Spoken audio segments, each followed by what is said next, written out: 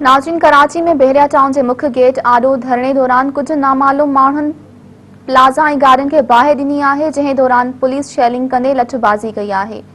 इन सिलसिले में असां टेलीफोन लाइन ज़रिए राब्तो कयो आहे जिस्म चेयरमैन रियाज़ चांडियो सां।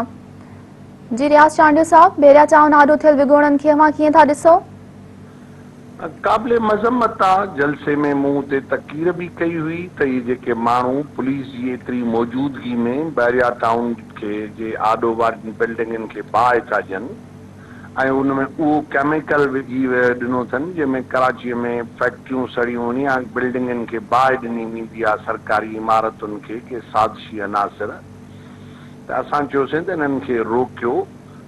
असां त पुरमन एहतजाज करण लखे माण्हू पंहिंजनि फैमिलियुनि, पंहिंजनि बचनि ॿारनि, पंहिंजनि धीअरुनि पुटनि नियाणियुनि समेत शरीक हुयासीं।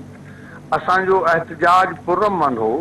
उनखे पुरतशद्दुद करण जी कोशिश कई वई त पुलिस जूं 50 खनि मोबाइलूं जेके बहरिया टाउन में अंदरि मौजूद हूं उहे शरपसंदनि ऐं विगोड़नि खे रोकनि कोन पियूं।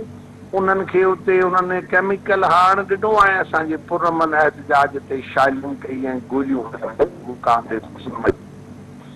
मुतालबो था कयूं त हिन वाक़े जी अदालती जांच करायो। CCTV कैमराऊं त मौजूद आहिनि त अंदरि कहिड़ा माण्हू आया आहिनि जिन बाहि ॾिनी आहे।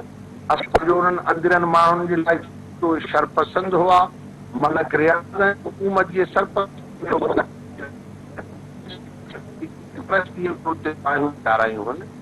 जीअं धरणो जेको रात जो 8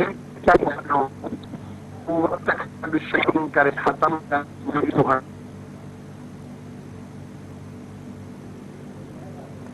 रियाज़ चांडियो साहब, अव्हां जी मेहरबानी।